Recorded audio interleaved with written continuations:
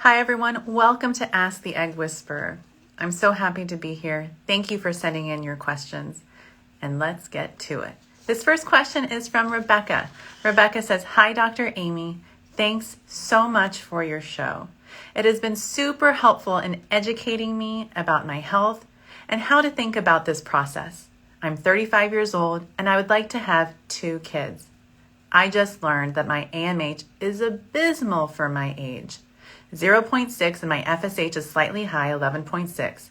My own words, don't worry. My doctor is more gracious. Do you think I should consider having eggs or embryos frozen before trying IUI or an IVF with a transfer? Just wondering, how should I be thinking about this? Since I can't know the rate at which my supply is diminishing, I'm wondering if it's smart to start thinking about number 2 right now. Also, how do you decide between freezing eggs or embryos? Is one option heartier than the other? Thank you." Rebekah, this is a great question. And I review this stuff with my patients as well, all the time. And you're basically going through my process. My process is a 3-question process. It's quite easy. What do you want? What is it going to take to get what you want? And are you willing to do it? In order to know what is it going to take, you have to know your fertility diagnosis. And it sounds like you do. You know a little bit about your egg quality. And what I should tell you, you're right. At 35 years old, having an AMH of 0.6 is totally okay. The likelihood of you still having normal embryos from eggs at your age with your AMH is still pretty darn good. So I'm glad your doctor is being pretty gracious about it, because I would be too. If you were a patient of mine, I would say, look, I want to give you at least a 50% chance of having at least 2 children with the fertility preservation work that we're going to do right now. I would talk to you about whether you want to have a baby as a mom by destiny or serendipity. I know a lot of people call that single mom by choice, but I call it just being a mom because you want to. So I would say if in the next 3 to 5 years you think that you want to be a mom by choice, then I would say maybe consider making embryos now.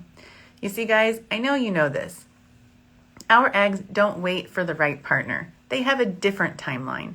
And that partner, whether it be a guy or a girl, that might come, it might not. But you get to choose the love of a child or your eggs, your own eggs. Men don't have to make those kinds of decisions that we have to make. And that's what I call the fertility gender gap. And I wish I had a tool. I wish I had something. And patients always ask me, like, what else can I do? What can I do to make my eggs better or, grow more? And I would say, maybe one day I'll have something like a Botox injection I can inject into ovaries so that they stand still and don't move. But until then, fertility preservation is the best thing that we can do. And I'm so glad, Rebekah, you gave me a chance to answer this question for everybody too. Take CoQ10. That's something that I tell all my patients, egg freezers, fertility preservation patients, to start taking as soon as they meet me until you're done having kids. One brand is the Theralogics brand, the Neo Q10, and you can use the code TUSHY, T-U-S-H-Y, surprise, surprise, that that's the code, all caps, so you can get that brand for the PRC price. So I hope that helps you. I also have an egg freezing class and an IVF class coming up, so be sure to sign up through eggwhispererschool.com. This next question is from Emily, and Emily asked a question that a lot of my patients have as well, and here we go. I will be 40 in a month. My AMH is 0.75. My first IVF cycle included Menopur, Follistim, and Ganirelix. I had 12 follicles and retrieved 7 eggs, 6 fertilized. 2 blasts at day 6, 1 normal after PGS testing. In my second retrieval, I did the exact same cycle. 12 follicles, 6 eggs retrieved, 4 fertilized, 1 day 6 blasts, but it was abnormal after testing. In my third retrieval, I changed protocols to include the Lupron Flare protocol instead of Ganirelix, only 8 follicles, 5 eggs, 2 fertilized, and no blasts. My husband and I had genetic testing, and everything came back normal. I've lost 20 pounds, but my BMI is still 28. I don't smoke, drink a little wine from time to time. Ooh, I like that. It's okay to drink wine from time to time. And then my patient will ask me, well, what about tequila? And I'm like, but tequila doesn't rhyme with time. Wine does. And take supplements, CoQ10, DHEA, vitamin D, melatonin, and a prenatal. I started acupuncture last cycle.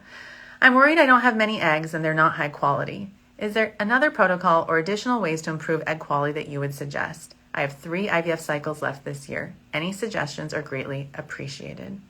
So Emily, you're doing exactly what I tell patients. you're actually doing the work to have the family size that you want. And when you're 40, it's really hard to find a good egg, and it can take 4 to 6 cycles to even get one. I'm really happy that you got one in your first cycle, and that gives you the energy to keep going. The fact that you're making mature eggs, they're fertilizing normally, they're turning into a blastocyst, is the information that I use to guide my patients to say, keep going.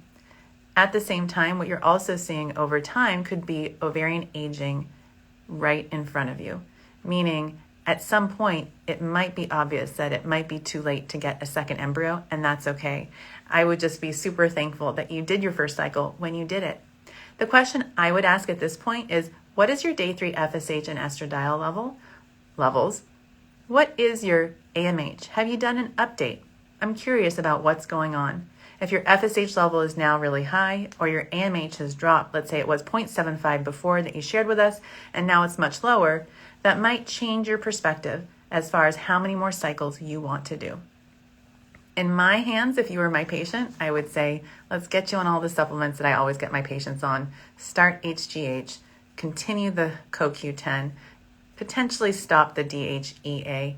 And I'm really proud of you for the work that you've done to bring your BMI down. And I don't want you to think that I'm not proud of my patients who have a higher BMI, because that's not true. Whatever you're doing to help your lifestyle be as healthy as possible is potentially going to help your eggs as well.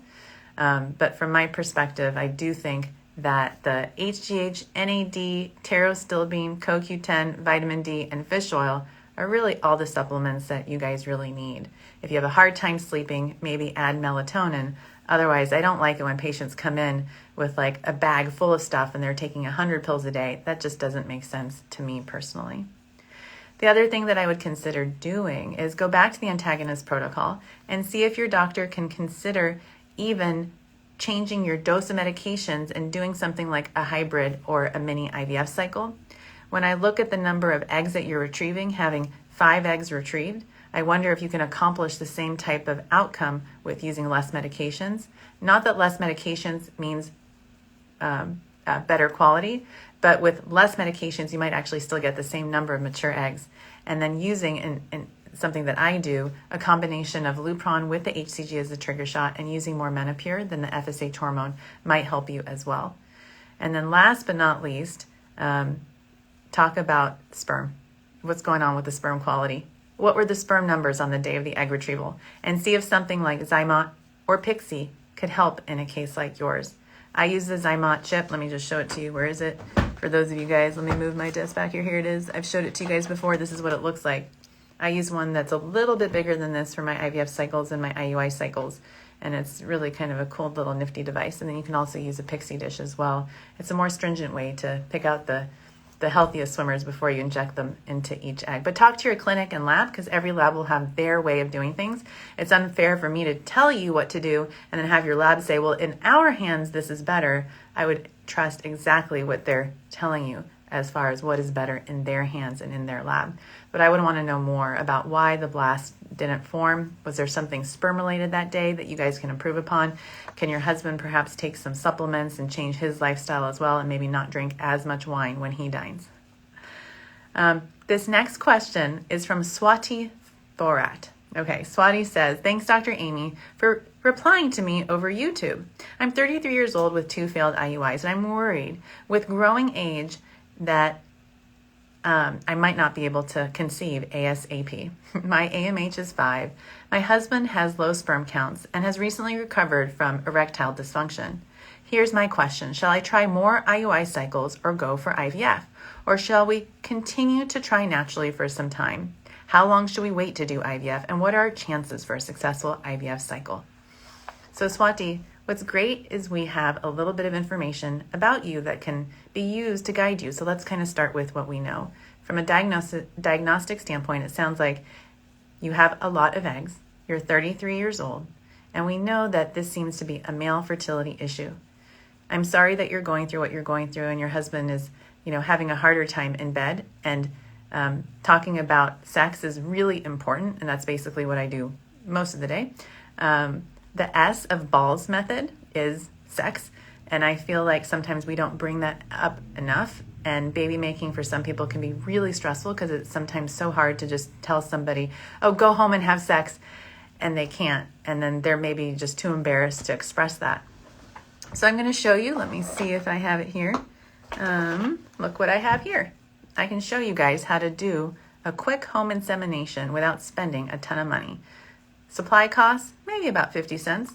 Here is a sterile container, the same container you use for a semen analysis or a urine culture. Your husband would put his stuff in a cup, close it, you put it in your bosom, you wait here about 10 minutes, it'll turn a gel into liquid, and then you open it up, take a syringe, you don't need to have a needle on it, and you basically draw up the semen, voila, place this in the vagina, push the plunger down, voila, and you have a home insemination. So that is something that you can consider doing. You can also combine that with IUI, but I would say diagnosis before treatment. It sounds like maybe taking it completely out of the bedroom and maybe completely out of the IUI realm might be something that would be helpful for you and a lot less stressful. So my rule is if someone is 32 years old or older and they want at least 2 eggs, preserve embryos for your future. And if the ED is related to low testosterone and maybe low sperm counts, I would say doing IVF now makes perfect sense to me as long as you're comfortable with that. Since you have a high AMH, I want you to be extremely careful about OHSS. So talk to your doctor about what are you going to do to prevent severe OHSS for me. And talk to them about what your pyramid is going to look like. How many eggs are they aiming to retrieve for you? I don't want anyone to have 50 eggs retrieved.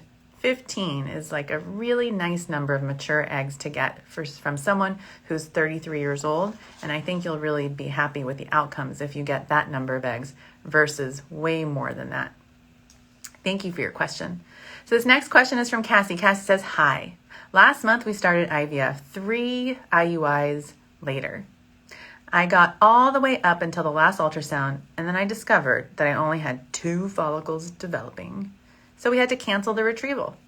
My AMH is 0.95, antral follicle count 11, and I'm 33. They also saw that my lining was 24 millimeters.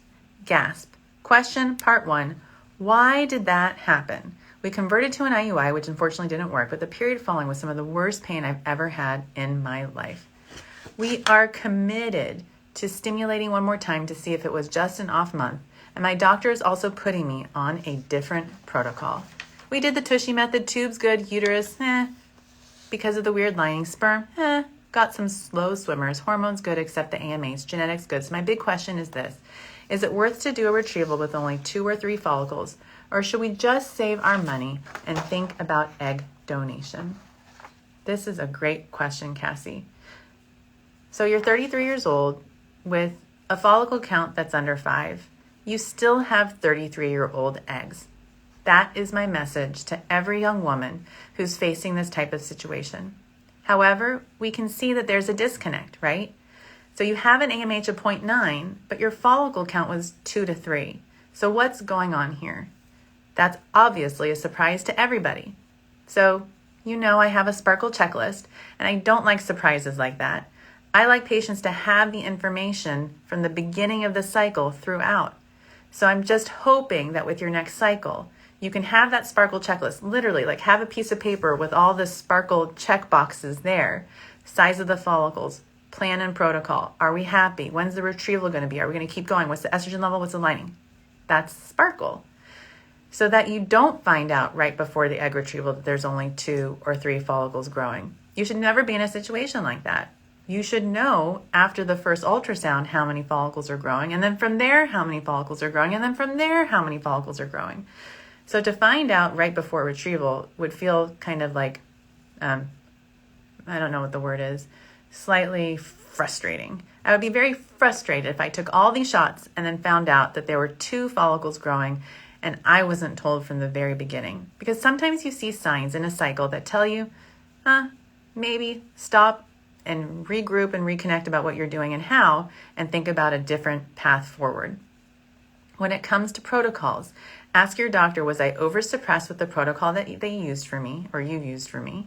Is there another protocol that would be better for me? Is my AMH really 0.9? Should we redo it? And what are my FSH and estradiol levels? If it looks like things have changed and that AMH of 0.9 was just a lab variation, and your AMH, let's say, is closer to 0.2 or 0.3, then perhaps moving forward with a retrieval with 2 or 3 follicles is exactly what you should do. Because remember, diagnosis before treatment, and we know the diagnosis is sperm issues, and then the lining stuff we can deal with later. So as far as the sperm issues, we know that doing IUI might not help you get what you want. So it sounds like you need to do IVF to take advantage of ICSI. But at the same time, there might be a low egg count. But the good news is that you're young. So I would say do IVF with ICSI, consider Pixie or Zymot, then freeze embryos, deal with the lining, get the polyps out if there are polyps in there, and then transfer. And bank your embryos so that you have enough embryos for the future.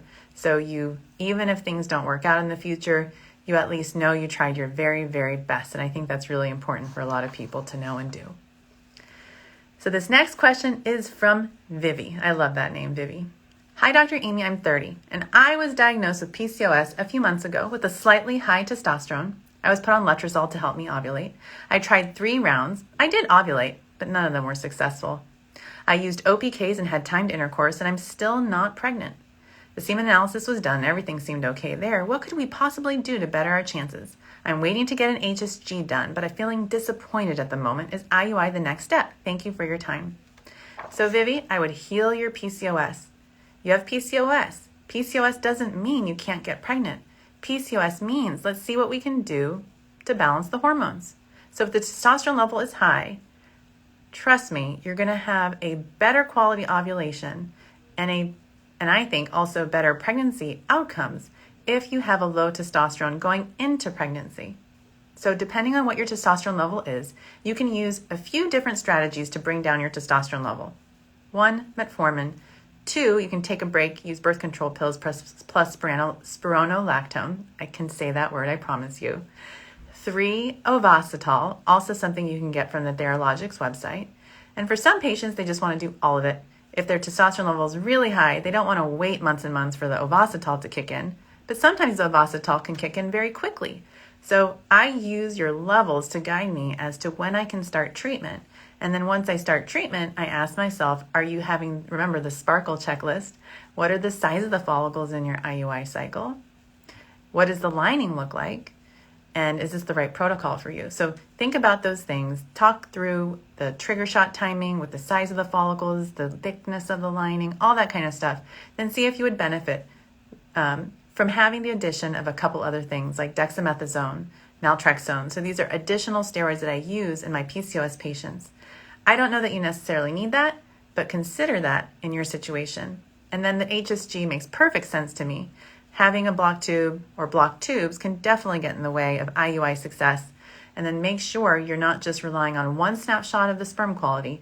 Do it again and make sure it's still good. Just like our hormone levels. I tell people all the time, people say, my Tushy check was normal. I have unexplained infertility. And I'm like, hold on. You just looked at your levels once. Just one snapshot may not tell you the whole story. There could be a lab variation. These labs also go up and down over time. Same with sperm. Sometimes guys just have a good sperm day, and the rest of the days, I hope this doesn't happen for you, could be bad sperm days. Are you having a bad sperm day? Anyways, thank you, Vivi, for that question. Okay, this next question is from Azam. Azam is saying, hi, Dr. Aimee. My husband and I are 36, married for 10 years, trying to conceive for 4. We've been to 3 clinics. For the most part, no issues have been found. One clinic said my husband's sperm morphology was good, 11%, while others said his sperm was even better. One clinic found that my folic acid was low, and another said my follicles and eggs are a good size for getting pregnant. And I think what you meant, not folic acid was low, but follicle count was low. They said my estrogen and progesterone are not in balance. They prescribed folic acid and told me to take a multivitamin. I've also taken CoQ10 in the past. My husband is very hesitant about taking prescription medication. The first clinic we went to prescribed medication and I didn't take it. I've decided to start taking a daily supplement mentioned in the book. It starts with the egg, and this is what I've been taking. Folic acid, CoQ10, D3 prenatal vitamins, royal jelly, alpha lipoic acid, acetyl L-carnitine, and acetylcysteine. What are your thoughts on these supplements? Does it make sense to give them a try? Does royal jelly help balance estrogen and progesterone? And if we're going to start IUI or IVF, what would you recommend for us? Thank you for answering my questions. Okay, Azam, here's what I would do. Again, let's apply the Tushy method to your case. Number 1, do we know if your tubes are open, yes or no? I always assume when a young person has been trying for over a year, everything else is good, I have to assume the fallopian tubes are blocked until proven otherwise. So I always suggest getting your fallopian tubes checked. Number 2, with your uterus, are there any blockages there inside the cavity, like a fibroid or a polyp? So get that checked out as well. Even if you had it checked out years ago, I would check it out again now. It sounds like you've been to 3 clinics, so I imagine you've already ruled that out. When it comes to the sperm, it sounds like they're in good shape. However, sperm DNA fragmentation might get in your way even when you have a normal semen analysis. So if this is a test that could potentially push you to either taking medications and doing IUI or IVF, perhaps use this test as a solution to answering the question that you have. Should I be taking prescribed medications and doing IUI or IVF? That would help. And I would also look at your genetics. Look at a carrier screen, consider doing a chromosome analysis, and make sure we're not missing anything before we move on to treatment. As far as your supplement list is great. I don't necessarily think you need to take all that stuff. I think your prenatal with DHA, CoQ10, vitamin D is all you need. However, I do know that some people like to take more stuff and it makes them feel better, it makes them feel like they're in control, and I think that's okay. But I don't necessarily feel strongly that all the stuff is really needed for everybody. As far as IUI or IVF, the Egg Whisperer way, my golden rule is if you're over 33 and you don't already have 2 kids, do IVF to preserve your fertility. Here you are at 36, you've been trying for 4 years. I think it would make perfect sense to go right to IVF since you want to get pregnant, I'm imagining sooner than later, but also since you might want to have more than 1 baby, IVF would hopefully secure future options for you. And be sure to check your AMH and ask your doctor, what does my IVF pyramid look like? If you don't know what the pyramid is, go to my blog article, What is IVF, on my website, draimee.org, and then you'll see that pyramid. You can literally print it out, bring it to your clinic, and say, can you fill this in for me? And then that will start a discussion so you kind of have an idea as far as how many eggs they'll get from you if you do an egg retrieval, how many embryos you'll have, how many could potentially be genetically normal at your age, and then you'll answer the question of, is this something that I want to do? And if it doesn't feel comfortable for you, then certainly you can start doing IUIs with ovulation induction medications, but I just feel like it would be silly for me not to say, Azam, freeze your eggs. It is always nice to have eggs or embryos on ice. This next question is from Carmen. And Carmen asked a very good question. She asked, what are your thoughts on Invocel versus traditional IVF? My doctor highly recommends Invocel over traditional IVF, and I've read so many mixed information. So hard to know what facts to believe. Backstory. I am 27 years old and I have had 3 miscarriages in a year with PI1 gene and MTHFR.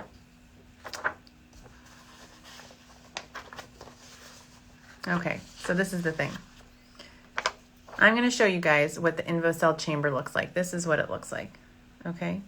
So basically you go through IVF, you do an egg retrieval, and you put eggs and sperm in this little chamber, and you place it in your vagina for 5 days, and you pop it out, and then it's like Christmas morning.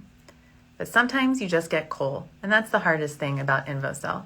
What I tell my patients is if you really want to have that experience of keeping your embryos in your vagina, do it. But otherwise, I think traditional IVF, especially in someone who's 27, who wants to possibly preserve embryos for the future, that's what I would suggest that you do. I feel like having gone through 3 miscarriages, we want to make sure we're not missing anything, like a genetic abnormality in the embryos, like an autoimmune issue, like a structural problem in your uterus, and I'm not sure that Invocel is the best decision for you. Because when you're planning your IVF cycle, you have to ask yourself, why are we even doing IVF in the first place? What is the diagnosis? And how will this treatment help you treat that diagnosis? What is the prognosis? So while Invocel is great, I've probably had, I've done many Invocel cycles. I think at least 20 in the last year. And I find that from a cost perspective, the cost is about the same as a traditional IVF, maybe about $1,500 less. These are Bay Area prices that I'm referring to, of course, and the pregnancy rates are about 50% lower than traditional IVF.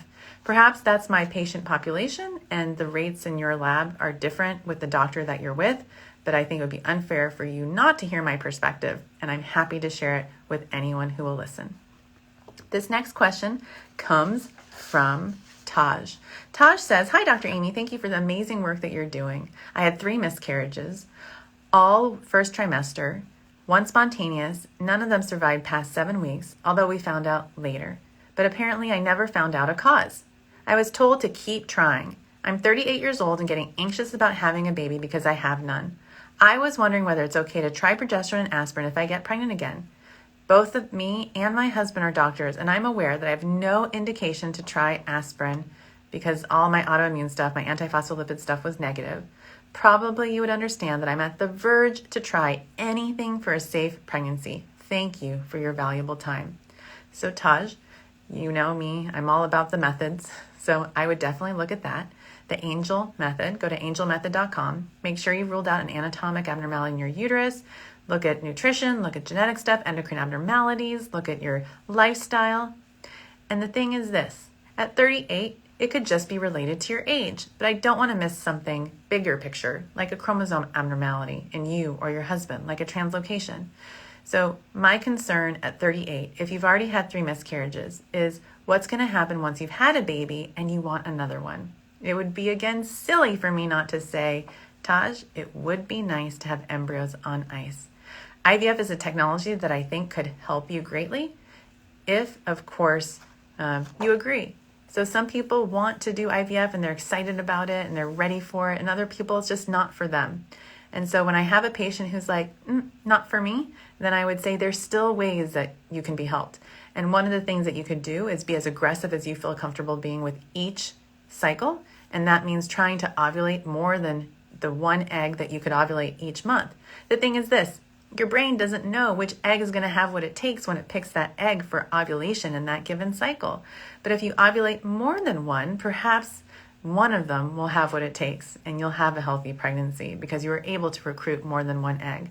And be sure to look at sperm quality and make sure that the sperm quality is really good. We know that men over the age of 50 have a higher risk of having pregnancies in their partners that result in miscarriage. We know that men who have a high sperm DNA fragmentation do as well. So look at those things too if you haven't already. But my suggestion to you, Taj, is to consider IVF with PGTA so you can test your embryos before you transfer them, and also bank enough embryos so you have enough for the family size that you ultimately want. This next question comes from Aimee Kate. Great name, Aimee Kate. I'm 38 years old and insulin resistant. My periods were irregular, but have improved with metformin. FSH and LH are normal. AMH is 0.01. No other symptoms of perimenopause. I would just like 1 child. Is it worth it to pursue artificial insemination, or can I have one with a partner naturally? Do I have time to freeze any eggs? Thank you so much. So Aimee, with an AMH of 0.01, you are in perimenopause. However, there are stories, and I've seen them myself, and I've had patients myself with undetectable AMH levels who can still get pregnant. Your follicle count will be really important to us. Go and get seen tomorrow, literally. So if you want to freeze your eggs, start freezing now. Maybe consider making embryos too. But I would strongly pursue trying whatever you can to get pregnant right now. Be as aggressive as you feel comfortable being. And I would just show up to a clinic, have an appointment ahead of time before you show up, and just see what your follicle count is. Check your day 3 FSH and estradiol levels. Start hormones and just see what happens. If you have a cycle where you have 3 or more eggs growing that could be mature, I would say scoop those eggs up and freeze them for later. And then you can do another cycle, and then same idea. Be as aggressive as you feel comfortable being. Let the information at the beginning of the cycle guide you as far as what treatment to do. If it's 1 egg, perhaps consider IUI. If it's 3, consider IVF. And I would say that you could still get pregnant, but just realize it's hard to find a good egg when you're over 37 and you have an AMH that's 0.01.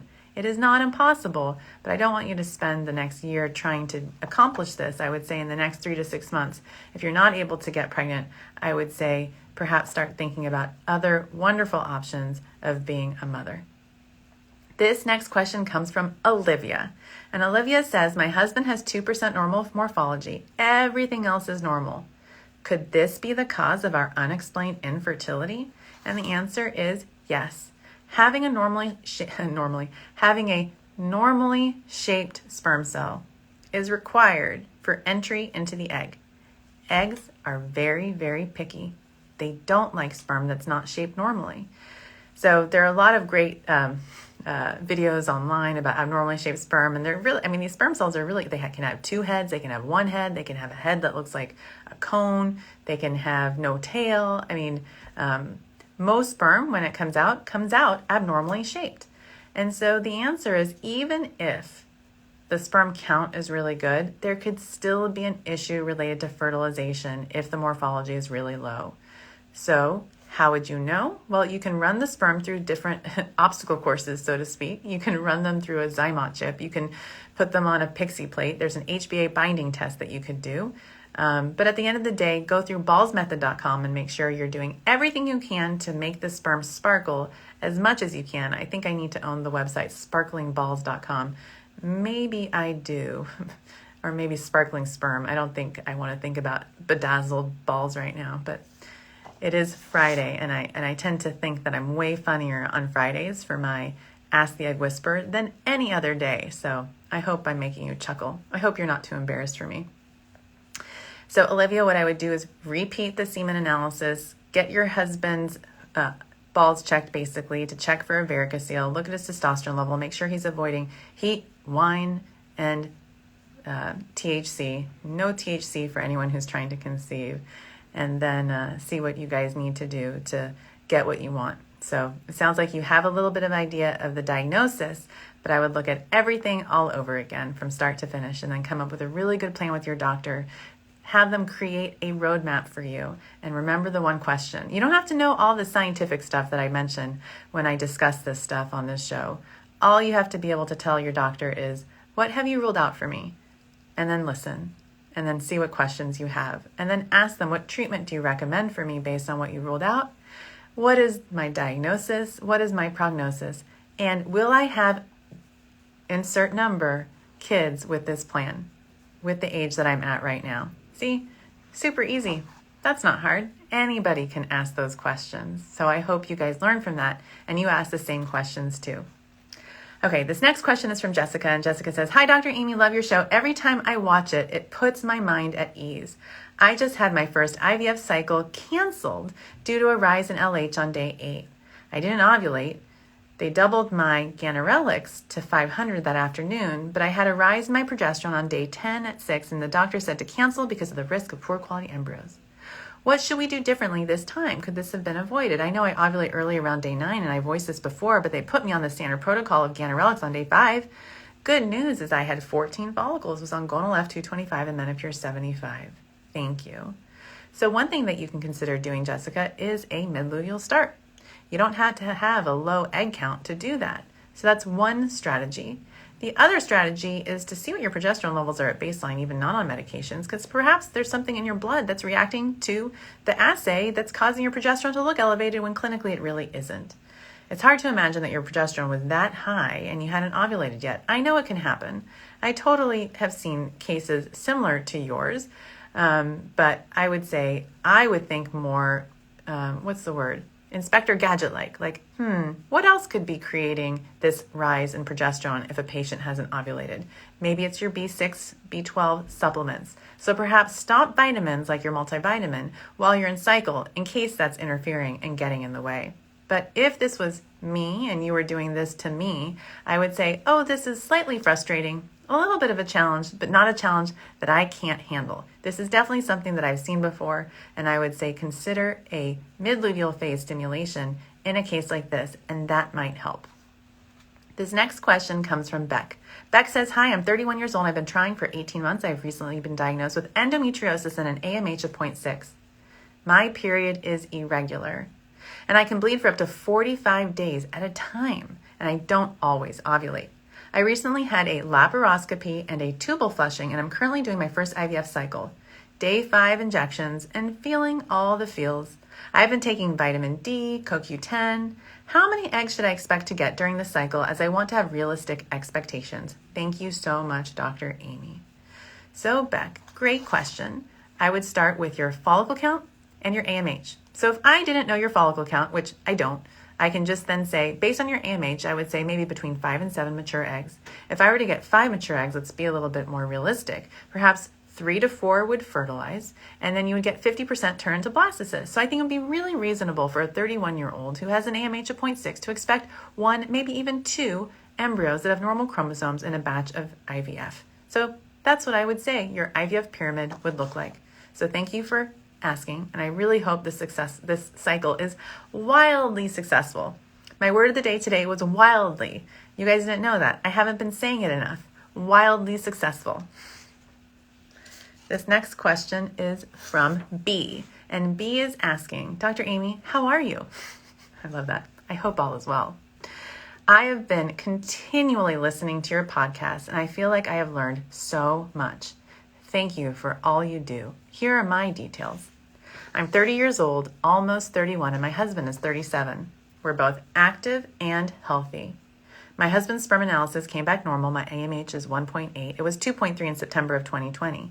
Estradiol is 70.8, FSH 5.89, TSH of 1.1. We've been trying for 16 cycles now. The last 2 with our fertility doctor. The first round we did letrozole with a trigger shot and IUI. The second round was with letrozole, trigger shot, and timed intercourse. Neither of them worked. My question is about the drugs that have been suggested this round, FSH, Gonal F, or Follistim. If I were your patient, which would you recommend? Also, if this round of IUI does not work, would you suggest IVF? So here's the thing, B. You've shared with me enough data over time for me to suggest that your diagnosis could be egg quality. I don't want you to take this the hard way. You certainly have good eggs to me because you're 30 years old. But if your AMH was 2.3 in September and now is 1.8, and here we are in 2021, and your FSH was 6 almost with an estrogen level that was elevated slightly over 50, that tells me there might be some negative feedback causing your FSH to be suppressed, and maybe your true FSH is a little bit higher. So what I see in your picture is an egg quality story. At 30, this can happen. There's nothing wrong with you. You're perfect exactly the way that you are. But I want you to reach your goals. And if your goal is to have more than 1 baby, freeze embryos. This is the perfect time to do it. No more fertility pills and no more IUIs. You want to preserve your fertility right now with your 37-year-old husband. And if you guys happen to get pregnant naturally, that is awesome.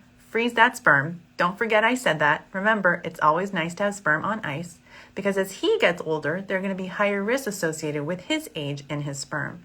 So when I have a couple like you who happens to be so lucky, and I want everyone to be so lucky to get pregnant without my help, then I would say, remember me in a year and a half or 2 years, when your OBGYN is asking you about contraception at your postpartum visit, remember that Aimee wants you to talk about fertility planning and freezing embryos so that you can then have them frozen for when you're ready for another baby 2 years later or so. And then you want to use a 37-year-old sperm rather than 39 to 40-year-old sperm. That's my advice. This next question is from Lee. Lee's asking, does egg freezing create scar tissue in the ovaries from punctures to retrieve eggs? Does retrieving many eggs, many punctures, risk damage to ovaries for future fertility? Thank you so much. So Lee, the puncture, or I wish I had a needle I could show you guys, but the size of the needle is almost like a sewing needle that I put through the wall of the vagina and go into the ovary. I just go into the ovary once. It's a tiny little vaginal puncture once onto each side of the vagina, and then once I'm in the ovary, I'm not actually going in and out of the ovary 30 times. I'm going in once, and I'm very gently moving the probe side to side as I'm going into each of the follicles. Again, very gently, and I'm watching the whole time. My goal is to be as gentle as possible so that my patients have the smoothest physical recovery after their egg retrieval. That's the goal. So even if I were to remove the needle, for example, and go back in and remove it and go back in 30 times, believe it or not, the ovary will be just fine. Literally, nothing bad will happen. And literally, You will not have fertility issues because you've gone through an egg retrieval. I'm like a brown-haired version of Pamela. Well, maybe Pamela Anderson is brown-haired, but she dyes it blonde. I'm a brown-haired version of Pamela Anderson sitting on that beach and rescuing those eggs from egg loss. So a lot of patients say to me, hey, well, not my patients, but in general, patients, you just retrieved 10 eggs. That probably means I'm going to go into menopause 10 months earlier now. And I'm like, no, that's not how it works. I just saved those eggs from death. Sounds very extreme, I know, but that's the reality of what actually happens. This next question is from Elise. Elise says, hi, Dr. Aimee, I'm 41 and transferring a normal embryo. I'm doing a natural frozen embryo transfer in 2 weeks, triggering ovulation with Ovidrel and then using progesterone as supplements. What would your vitamin supplement protocol be to make sure my uterus is as ready as it can be? L-arginine, vitamin E, etc., etc. Would appreciate your opinion. Hugs, Elise. Elise, great question. So easy. Make sure your vitamin D is normal. If not, add vitamin D, do a prenatal with fish oil, and voila. That's it. Really, as simple as that. Look at your diet, look at your nutrition, talk to a nutritionist. I mean, there's so many cool ways of engaging with people now over telemedicine platforms that ask your fertility doctor. I have 3 nutritionists that I refer my patients to, one locally, one in Seattle, one on the East Coast, and one in Canada. So my patients love learning more about nutrition, about how they can be as healthy as possible before pregnancy. So I think that's a really good question and one that I get all the time, Elise, and I'm so glad that I was able to answer it for you. This next question is from Becky, and Becky says, hi, Dr. Aimee, thank you very much for what you do and being so positive. I've learned so much by watching your videos on YouTube. My questions are the following. I'm 38 years old with an AMH of 0.5. I've retrieved eggs 5 times to bank embryos, but only got 1 or 2, and sometimes 0 egg in each cycle. Tubes are open, uterus normal, healthy body weight, lining normal, and heavy sperm is normal. The diagnosis is low AMH or DOR, so I assume it's egg quality. I've been taking supplements, and I lead a healthy lifestyle. I've started using HGH 2 months ago. My doctor usually has me stim with gonal 225. Since the stim hasn't really done much to me, I plan to use HGH to improve egg quality and retrieve my natural 1 egg every cycle. It's like natural IVF. Do you think it's worth trying? What would you suggest? Thank you a lot. Becky, great question. Here's what I would do. Repeat your AMH. Let's see where you're at right now. And think about your eggs like waves in the ocean. And don't just be thinking, start at the follicular phase, be more creative than that, and maybe even think about starting randomly. Start in the midluteal phase, for example. If your doctor doesn't have an experience with that, I imagine if they talked to other fertility doctors and heard about our experiences with midluteal phase starts, they would start doing them as well. And even if you're the first cycle that they did that with, they might see the outcome and feel really, really comfortable doing that in the future for you and other patients as well. So that's my recommendation to you. I don't know about doing natural cycle IVF and just retrieving 1 egg in a case where you have several eggs to retrieve. I do know that in some people, those hormones can be so hard on our system, and if that's something that you want to do, I would say go for it. But my concern is that you've had cycles where you got 0 eggs in each cycle, and my worry is that you still might have 0, especially when you're trying just for 1 egg. So I would hate to put you through that and then have 0 eggs as well. And then that's just more time that's passing until you can achieve the pregnancy that you want. So for me, I would say maybe we can make a deal here and have you take a whiff of Femera.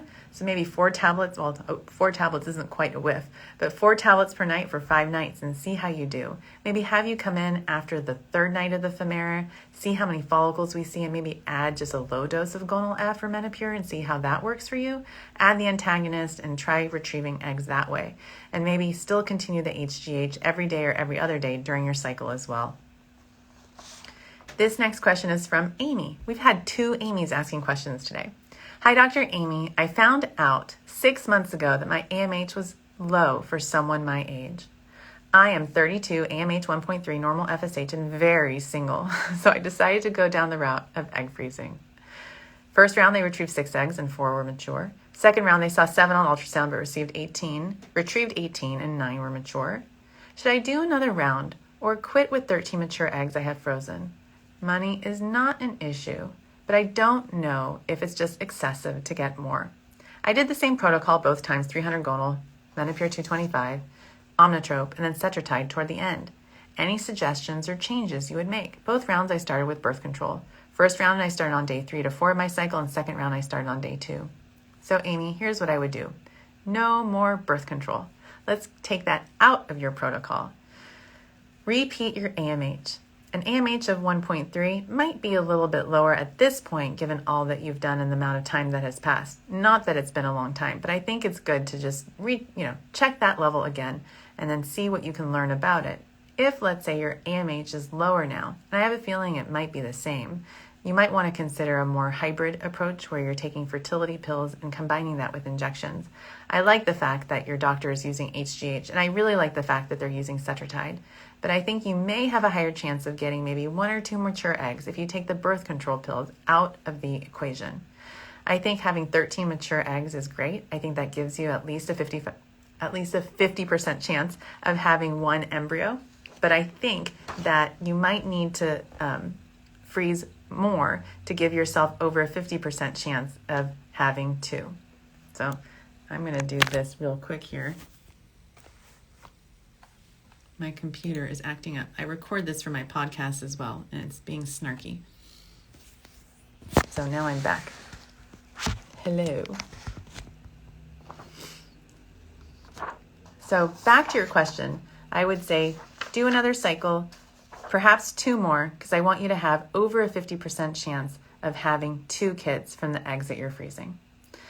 So this next question comes from Eliana, and Eliana says, "Hi, Dr. Aimee, I'm 30 years old and my husband is 34. We've been trying to conceive for 3 years now.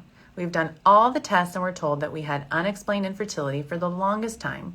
We did our first round of IVF in October of 2020 and ended up with 5 genetically normal embryos. We did a frozen embryo transfer in December of 2020 with a euploid 5AA embryo, which did not work. I pushed for my doctor to do an ERA and the receptiva test, despite my doctor wanting to do another transfer. The ERA showed I needed 12 hours extra of progesterone. The receptiva test, however, was not so definitive. My H score was 1.4, and the pathologist at the lab said she couldn't 100% rule me in or out for having endometriosis. My doctor wants to treat me as if I do have it with Depo-Lupron for 2 months. What are your thoughts on this matter? I'm terrified of the Depo-Lupron side effects, but want to go into my next transfer doing all I can for it to work." So this is the thing.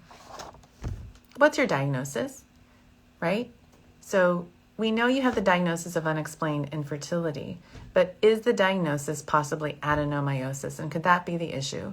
So I'm wondering why the doctor could not completely rule out endometriosis in your case despite having a normal BCL6 level. The receptiva folks have another test called SIRT1, SRT1, that you can also opt in for. That might be a more sensitive test for endometriosis, and that might be something that you want to consider.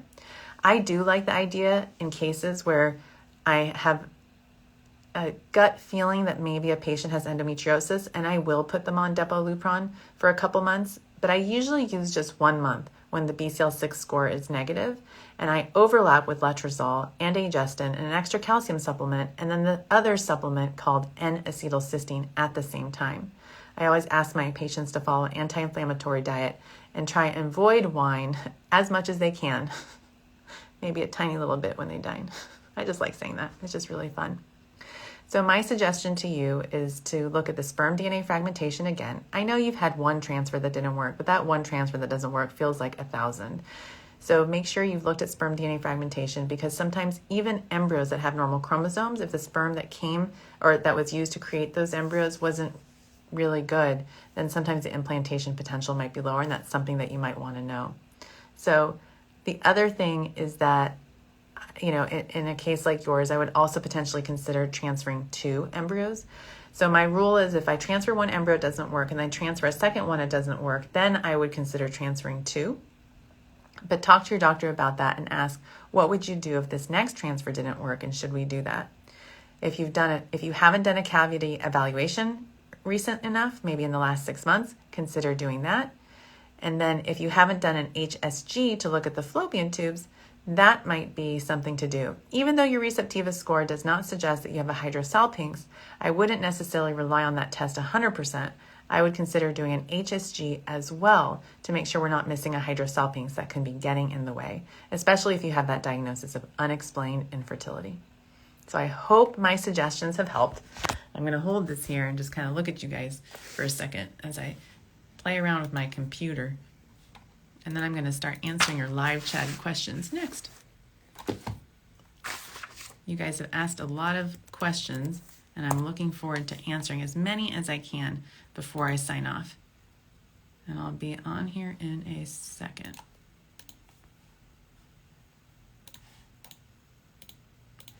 Almost there. I'm going to close this. It's technology for you. Almost there. Thanks, guys, for your patience. I love the hearts. Thank you for being patient with me.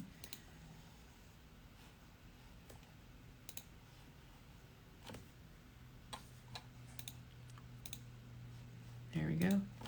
Here we go. Let's do all your live questions next. Oh, I think there's just something wrong with the system.